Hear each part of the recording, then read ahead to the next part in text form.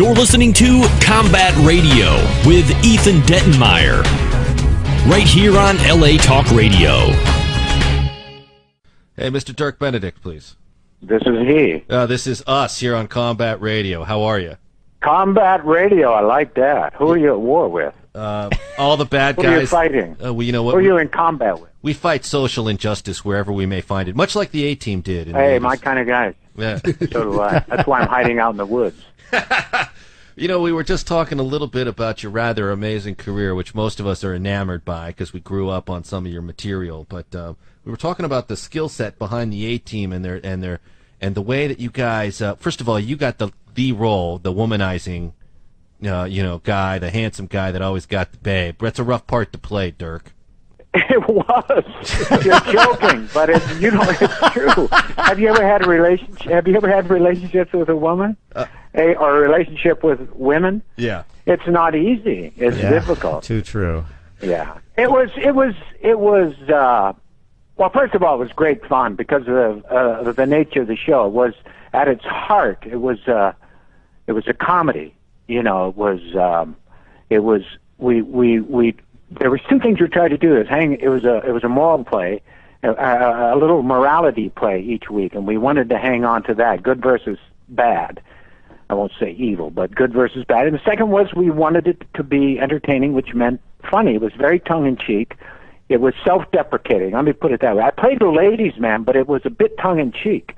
Yeah, I mean, which was kind of hard. I mean, he wasn't a full-on James Bond, or he was not Han Solo. I mean, he was a little bit off balance and sort of, which I introduced to the character. He was written a little more dead on the money, a TV kind of hunky ladies' man, and I turned him into a little bit of a. He gets rattled, but he always manages. Because if you watch the show, Faceman was the guy that got punched, got tossed out of windows. He was always, the victim. Rising above it. Always rising above it. Always. There's a hilarious line in one episode I distinctly remember all these years later. Huh? This way? No, Go ahead. There was a hilarious line I remember all these years later where you were holding the rest of the team up and they were like, "Come on, Face," and you come out of the restroom zipping up like your style kit and you're like, "Perfection takes time." I didn't write all that stuff. We had wonderful writers in the beginning. Stephen J. Cannell, bless his heart, who just passed away a week ago, the writer-creator of that show, Nice. along with Frank Lupo, and both of them could write the pants off of. They wrote a kind of character that I just loved doing. Frank Cannell wrote that part for me. Of course, NBC refused to hire me. So I was not in the pilot, but after the pilot, I don't know what went down, but Stephen called me up here in Montana where I was hanging out and determined to leave the business. But and he says, "No, we still want to do the part." So they fired the other guy, and I got to come down and do that. It's a certain kind of writing which you don't see much anymore. It's very male and very kind of fast and fun. It was fun to do.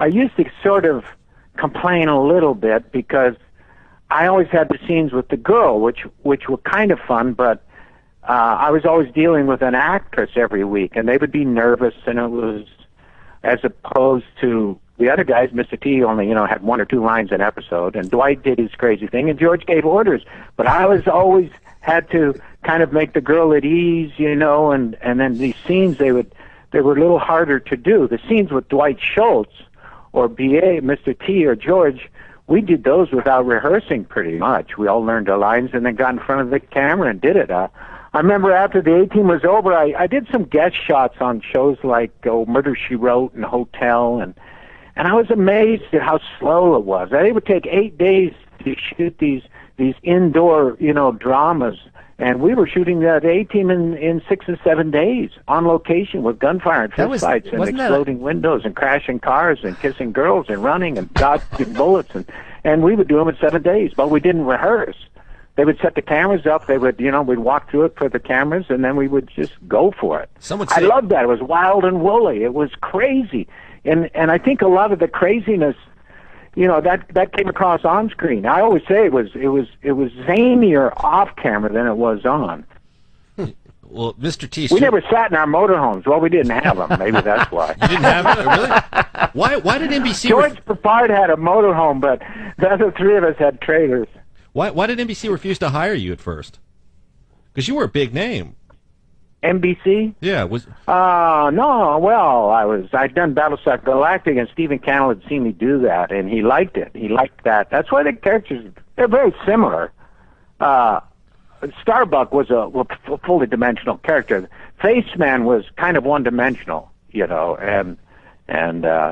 but no, NBC, I don't know, you know, they never liked me. I never worked at NBC before or after that. They said I wasn't handsome enough. They had a guy who was going to be the most handsome guy in television, and I mean, that's the truth. That's what went down. And I went through this for 6 months because I had met Stephen and gone on and read for him, and I was always going to do it starting back in May or June of 1982, and then, you know, one thing led to another, and we ran into trouble, and then at the end of the day, you know, I got a call on a Friday night saying they hired another guy. So That's it was heartbreaking. It was heartbreaking. Yeah. It was in November. They went off and shot the pilot, and I was up in Montana duck hunting. Every duck I shot was another NBC executive. Oh, there goes Tardikoff. Oh, there goes Joel Thurm, the casting director. I got him. Yeah. And then you have them for I don't dinner. know. I often think, you know, if I hadn't got to do that show, I probably would have been it for me in the business. What would you have done in Montana? Well, I figured if you couldn't get a job that was written for you, then one of the most successful writer-producers in the business, Stephen Cannell, was on a roll. He was just starting his ascendancy. He'd done Rockford Files. Sure. He'd worked before that on what was it? The Webb show, Jack Webb show. Dragnet. Yeah, no. After that, he did. But anyway, he'd done Rockford, and he was off and going, and had a lot of influence with the networks. But they dug their heels in. They said, "We'll let you have George Papard and Dwight Schultz, but because they had wanted somebody else for Hannibal too." But Cannell got his way, except he sacrificed me. You know, I was the one that got lost in the shuffle. Wow. Well, not true. But it all turned out well. I got the call and was very happy to join the party. Yeah. Mr. T had yet another fool to pity, as it were. Yeah, you know, I had read the script, you know, the original script, the pilot, way back when, and I remember my agent understood it too, but I knew this was a wonderful pilot. Then I didn't get to do it, but when they called me up and I was going to do the show, I went in, we had a read-through of the first script we were going to do, and I met George Papard and Mr. T and Dwight Schultz. I'd never met them, nor had they met me, and we sat around a table at Cannell's offices and read the script. And it was one of the, I will never forget it. I could talk about it for a while, but it was one of the most electric experiences I've ever had. It was so bizarre because, you know, I had been in the business for a while. I'd done Broadway plays and I'd done 3 or 4 or 5 films. I'd starred in Battlestar, and I'd done another TV pilot before this. I knew the actors and the way it worked, and this was nothing like that. Mr. T was not an actor. Dwight was highly eccentric and wound really tight and very smart, and George was very willful, and there was this around this, and then Stephen Cannell was sitting at the head of the table, and he immediately lost control of the whole thing. And we're reading this, wow, and it was so funny because everybody was just more interesting than the actual characters they were playing. I left that, to make a long story short. I called my agent. I said, I tell you, if we get on screen, you know, 50% of what was around that table, this show is going to be great. Because Mr. T, I had never met him. I only knew him by reputation. I said, this guy is really interesting. He's funny. He's profound and profane in one sentence. He can be profane and profound. He's very spiritual. He's got the quickest mind. And Dwight is funny. And George is hard to describe. He was very what's it, controlling. He was very controlling, but he had a great sense of what needed to be done to make something work, and to make the actual script work. And it was stayed like that for 4 years. It was a buzzsaw. Every day I went to work, it was like, wow. How many episodes were you shooting a season?